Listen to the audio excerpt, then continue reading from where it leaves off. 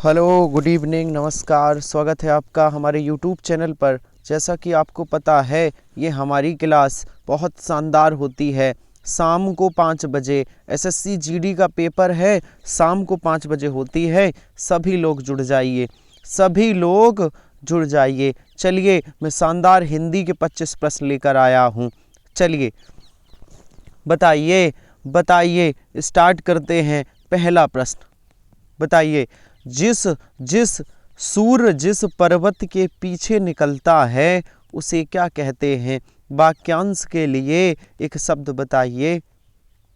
सूर्य जिस पर्वत के पीछे निकलता है उसे क्या कहते हैं? उसे उदयाचल कहते हैं। क्या कहते हैं? उदयाचल। और जिस पर्वत के पीछे छिपता है सूर्य उसे अस्ताचल कहते हैं। बहुत बढ़िया। चलिए दूसरा प्रश्न बताइए। 25 शानदार प्रश्न हैं, जवाब दीजिए। रिक्त स्थान की पूर्ति करिए। सफलता के मार्ग में बहुत, यहाँ खाली स्थान है, क्या आएगा? सफलता के मार्ग में बहुत, यहाँ खाली स्थान है, क्या आएगा? सर, सफलता के मार्ग में बहुत बाधाएं हैं, बहुत बाधाएं हैं। सफलता के मार्ग में बहुत बाधाएं हैं। चलिए बताइए। हमारा अगला तीसरा प्रश्न है, टस से मस ना होना मुहावरे का अर्थ क्या है? बताइए। तीसरा शानदार प्रश्न है, बताइए। टस से मस ना होना मुहावरे का अर्थ क्या है? बहुत बढ़िया। टस से मस ना होने का मतलब है तनिक भी प्रभावित ना होना। ऑप्शन ए सही है, तनिक भी प्रभावित ना होना, ऑप्शन ए। चलिए अगले प्रश्न पर चलते हैं। हमारा अगला प्रश्न बताइए। चौथा शानदार प्रश्न है, बताइए। रेखांकित खंड को प्रतिस्थापित कीजिए। अच्छा, क्या है रेखांकित खंड? रेखांकित खंड कौन सा है? बताइए। मेरा बेटा बकरी को घुमाया, तो मेरा बेटा, इसकी जगह क्या आएगा? इसे बदलना है और इसकी जगह शुद्ध क्या आएगा? बहुत बढ़िया, बहुत शानदार। मेरे बेटे ने, मेरा बेटा की जगह आएगा मेरे बेटे ने बकरी को घुमाया। ऑप्शन ए भरा जाएगा। क्या भरा जाएगा? Option A. चलिए बताइए पांचवा प्रश्न कि क्या बताना है? समानार्थी बताना है। किसका बताना है? महीप का बताना है। महीप का समानार्थी क्या है? बताइए।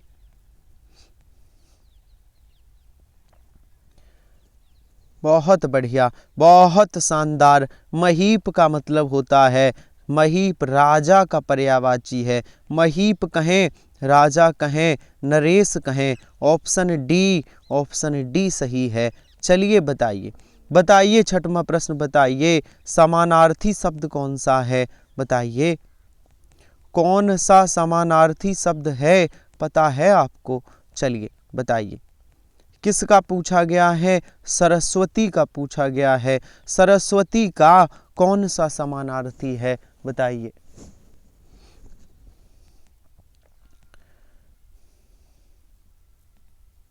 बहुत बढ़िया। सर, सरस्वती को शारदा भी कहते हैं। क्या कहते हैं? शारदा भी कहते हैं। चलिए सातवां प्रश्न है। क्या है सातवां प्रश्न? देख लीजिए। रेखांकित अंश को प्रतिस्थापित करना है। अच्छा, अधिकतर लोगों का यही विचार है। इसमें रेखांकित है अधिकतर, तो इसे हटा के इसकी जगह क्या आएगा?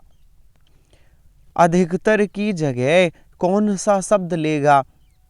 सर, अधिकतर की जगह होगा अधिकांश लोगों का यही विचार है। ऑप्शन सी आएगा, अधिकांश लोगों का यही विचार है। चलिए अगले प्रश्न पर बताइए। रिक्त स्थान की पूर्ति करें। बताइए आठवां प्रश्न। भौरे खाली स्थान रहे हैं। बहुत बढ़िया। भौरे खाली स्थान रहे हैं, क्या कर रहे हैं? तो भरा जाएगा भौरे गुनगुना रहे हैं, गुनगुना रहे हैं। बहुत बढ़िया, ऑप्शन बी। चलिए बताइए अगला प्रश्न बताइए। रिक्त स्थान की पूर्ति कीजिए। अच्छा, क्या है?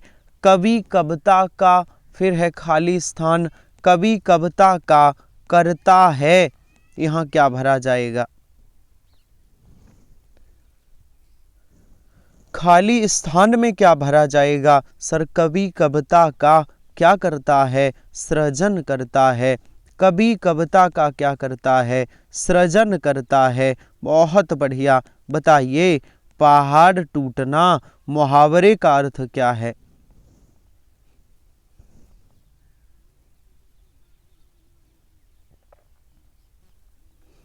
पहाड़ टूटना मुहावरे का अर्थ क्या है? बहुत भारी कष्ट आ पड़ना। पहाड़ टूटने का अर्थ क्या है?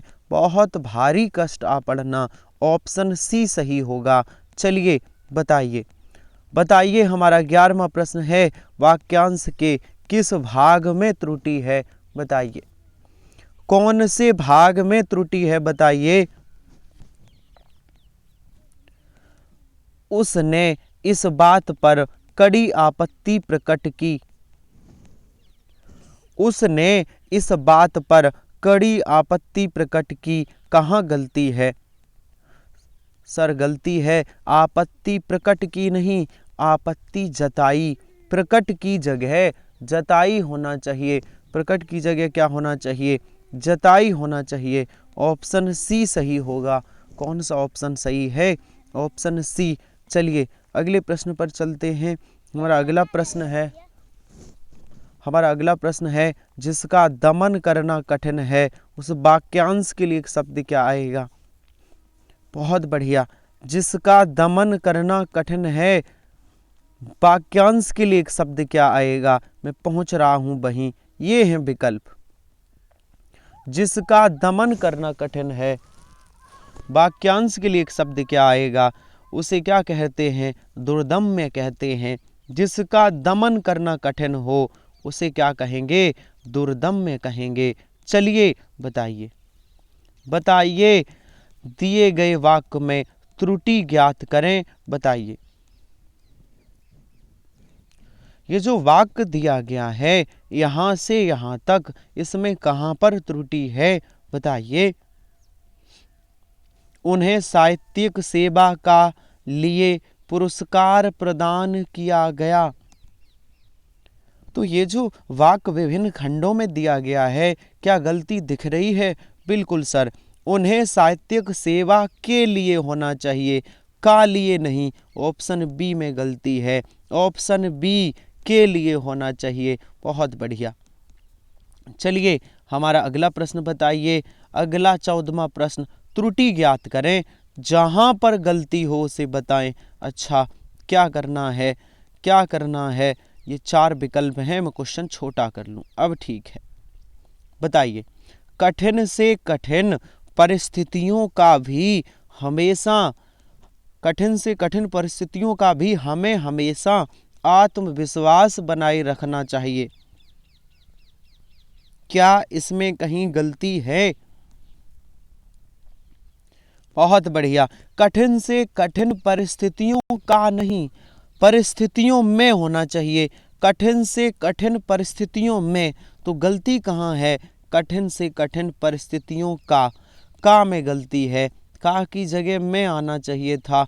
ऑप्शन बी में गलती है। बहुत बढ़िया, बहुत शानदार। चलिए बताइए, रेखांकित खंड को प्रतिस्थापित करना है। बताइए,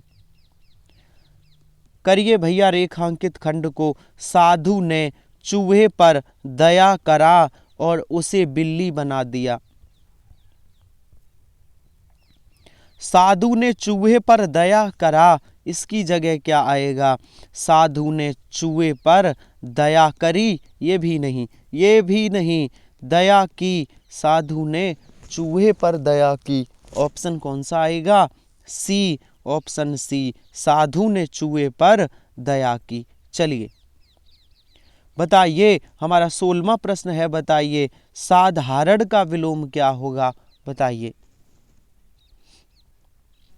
बहुत बढ़िया, बहुत शानदार। साधारण का विलोम क्या है? सर साधारण का विलोम विशिष्ट होता है।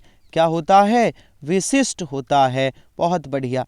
आगे बताइए, हमारा अगला प्रश्न है, बताइए शुद्ध वर्तनी वाला कौन सा शब्द है? बताइए पुण्य कौन सा शुद्ध लिखा है? जल्दी से बताइए। सर ऑप्शन ए में जो पुण्य लिखा है ये शुद्ध है। ऑप्शन ए वाला पुण्य शुद्ध है। बहुत बढ़िया। चलिए अगला प्रश्न, अगले प्रश्न पर चलते हैं। 18वां प्रश्न क्या कहता है? पढ़िए। बताइए जो दूसरों के अधीन हो, वाक्यांश के लिए एक शब्द क्या आएगा? बताइए जो दूसरों के अधीन हो, उसके लिए क्या आएगा? वह पराधीन होता है। जो दूसरों के अधीन हो वह पराधीन है। ऑप्शन डी आएगा। चलिए 19वां प्रश्न बताइए। बताइए हमारा 19वां प्रश्न क्या है? दिए गए शब्द का विलोम शब्द चुने। बताइए बताइए आधुनिक का विलोम शब्द क्या है?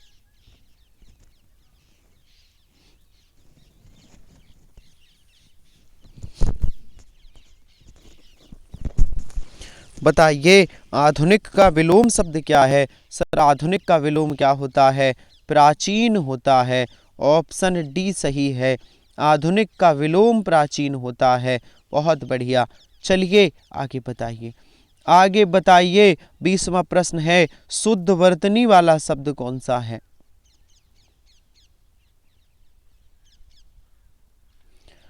शुद्ध वर्तनी वाला शब्द कौन सा है? ऑप्शन बी परडति। ऑप्शन बी शुद्ध वर्तनी वाला शब्द है परडति।